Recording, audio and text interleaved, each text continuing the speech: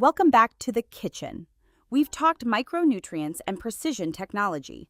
Now let's look at the big stuff. We strategically source as many ingredients locally as possible, including valuable byproducts from our food system that might otherwise go to waste.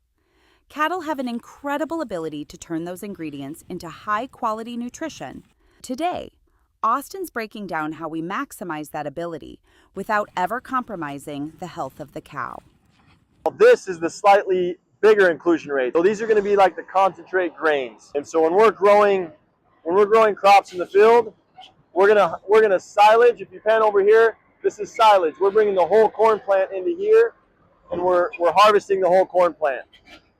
This is when we're just taking the grain. If we're just going to wait for the corn to get mature and we're only going to harvest the grain of the corn or the wheat, or sometimes we bring in some canola meal from the local processor of canola, that's going to go into these bins. So these bins will be filled up with corn, for example, or canola, or wheat, or other high protein sources that are coming locally from the farm.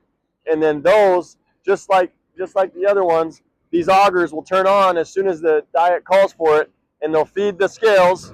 There's a set of scales on both sides, and down to a tenth of a pound, it'll tell us how much ground corn is going to go into that diet. And that'll feed across that silver leg on the bottom.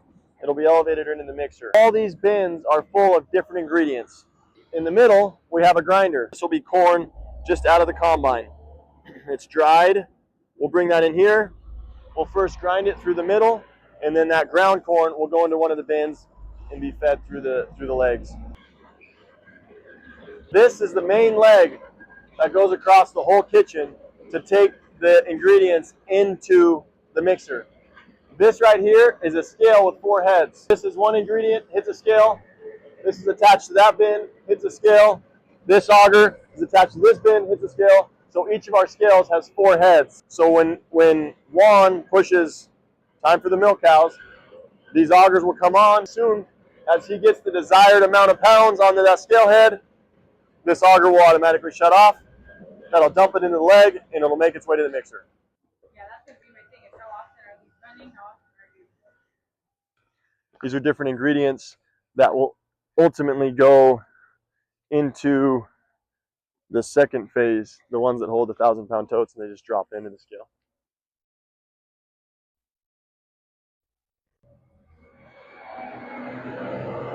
So this is all the plants we bring in from the farm. If you look in these different piles, you got corn silage, you got triticale silage, you got Timothy silage, you got alfalfa, both dry alfalfa and alfalfa silage. You got the cannery from the cannery plant, you got the french fries from the french fry plant, you got the apples from the apple plant, you got some onions. We got some mint slugs. This is all the bulk ingredients, if you will. These are the ingredients that we grow on the farm or bring from the different processing centers, the byproducts in, and then the loader operator, at the same time the rest of those micro ingredients are being fed, he's going to be feeding the macro ingredients through the bucket of his loader. Same idea, except now he's just feeding that onto the scale heads that are on the mixer. So he'll dump that until he hits the desired inclusion rate. At very best, he'll be within 50 pounds, which is okay because most of these ingredients cost us $30 or $40 a ton, and it's okay for the cow to get a little bit extra grass. But if the cow gets a little bit extra zinc, then that can cause more problems. Plus, a little bit extra zinc is going to be a lot more dollars than a little bit extra corn silage or a little bit extra grass. We built these bays.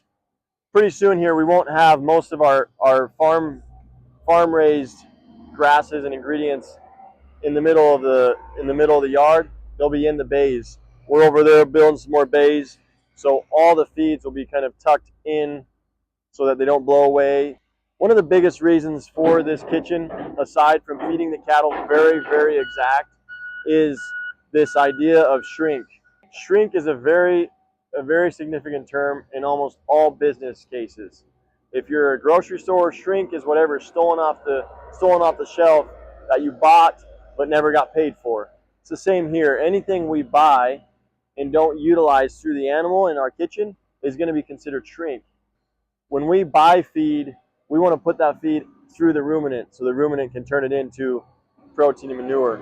If we buy feed and that feed disappears through rain, through wind, through overfeeding, then that's all money that we've spent and won't have any return on. But maybe even more important than those dollars is the fact that whenever you have grasses or organic matter that doesn't go through the ruminant, then that grass, that plant is going to break down and it's going to rot. And in that rotting process, you're going to lose those nutrients to the air. Whereas if you put it through the ruminant, we're going to maximize those nutrients, turn it into protein and manure, and get it back to the soil. If you let ingredients rot, usually you're going to lose about 1/3 of that carbon back to the air. Where if you take that ingredient and you feed it quickly, you feed it right, whether it's through a ruminant or a worm or even a composting process, you can stabilize that carbon, utilize it to its max, and get the rest of it back to the soil.